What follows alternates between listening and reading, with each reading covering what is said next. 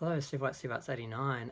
Well, I finally got to The Force Awakens, and I just have The Last Jedi left out of my 10 film Star Wars marathon.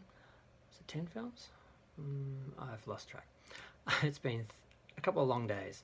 Now, return, The Force Awakens, I was excited about. And I saw it twice in the cinema, and I never saw any of the other Star Wars films twice in the cinema. I don't know why I went back, but I went back a few days later and watched it a second time. I don't know why, I can't even remember why. But I really enjoyed it, but I was confused by it. I was confused by the First Order.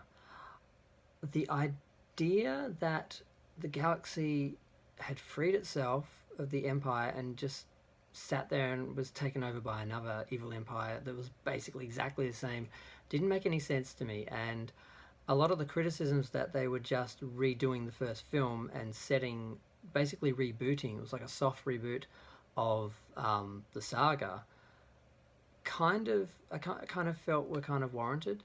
And I was really surprised that they did that. I was expecting something new and different, and it was very much just First Order replacing Empire, bigger Death Star, wannabe Darth Vader, girl Luke, cuter R2. Yeah, so I was disappointed on that level that it wasn't new. Didn't feel like a continuation of the other story. It felt like a rehashing of it, but it was done well. The action was spectacular. I did like the characters. I liked Rey, but I was confused by her. I didn't understand. Okay, obviously she's a Jedi, but she hasn't been trained, so how does she know things? How is she able to pick things up so quick? None of that is really explained, or you don't really get any sense of... I mean, I know JJ loves his whole mystery box thing, but she did seem to be a Mary Sue to a certain extent.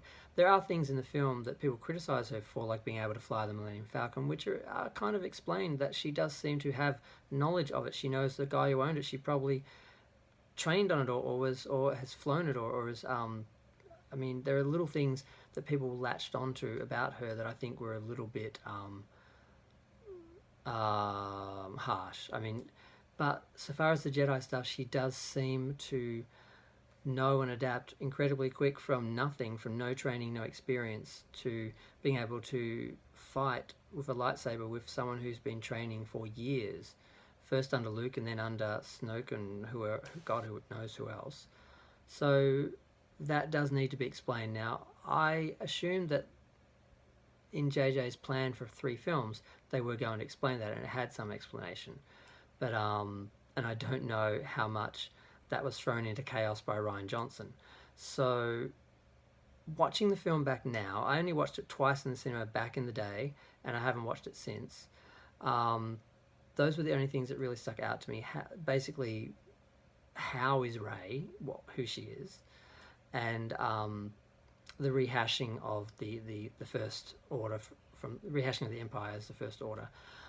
Just the idea that all these people... I just watched them, this morning celebrating freeing themselves from the Galactic Empire. Why on earth would they allow other people to come in and just take over again? And the exact same people, and to be in the exact same situation 20 years later or 30 years later, where the Resistance is basically fighting this giant army which has all this power, and it doesn't make any sense in the story. It really just is a matter of, well, that worked the first time, we just need to do that again. It really does come across that way. Yeah, BB-8 agrees.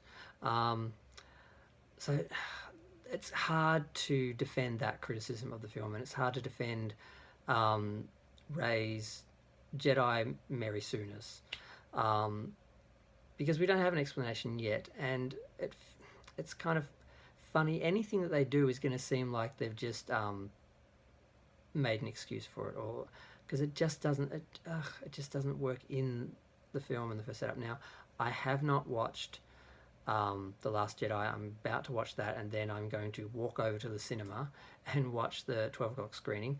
They did have a premiere in IMAX, which I didn't know about, So obviously that's on now, and I'm missing that because I didn't know it was on. I didn't realise we were having an Australian premiere, and there was going to be one in Melbourne, which is as shocking to me as the fact that I found out there was a Star Trek: The Motion Picture premiere in Melbourne back in the day. I didn't even know they'd done that, so that was interesting.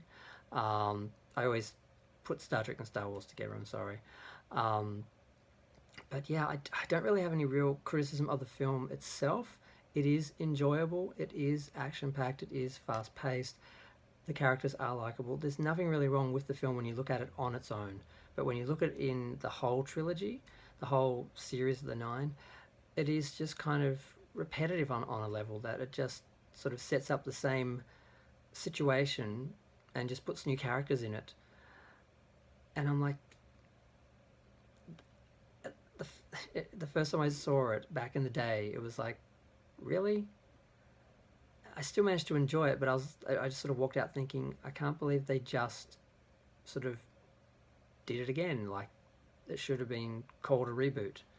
But yeah, I'm not really going to go into the characters or anything. You've all seen the film. If you're watching this video, you've seen the film. I do really just want to talk about my impression of it when I first saw it, my impression of it now, and I'm going to watch The Last Jedi, and I think I will put these two together as one sort of little video, basically for the first two parts of the Disney trilogy, I guess, before I go see Rise of Skywalker, and I guess obviously I'll do a review of that. And I don't know how far ahead Australia is from other countries, but I think we're going to be getting The Rise of Skywalker a few good hours before anyone else, so people might actually watch my video, I don't know, because there may not be a lot out there. I know there was a premiere the other day, there was a premiere in LA, so there are a lot of people that have seen it that will be able to do reviews and videos pretty soon, spoiler ones that people are going to be watching. But I think so far as just general fan ones, I think Australia will be some of the first ones, so pay attention to us if you want to know what's happening. You're probably going to, I don't know how much the people that have been let into the premieres are going to be allowed. I'm assuming they're going to have embargoes and they won't be able to just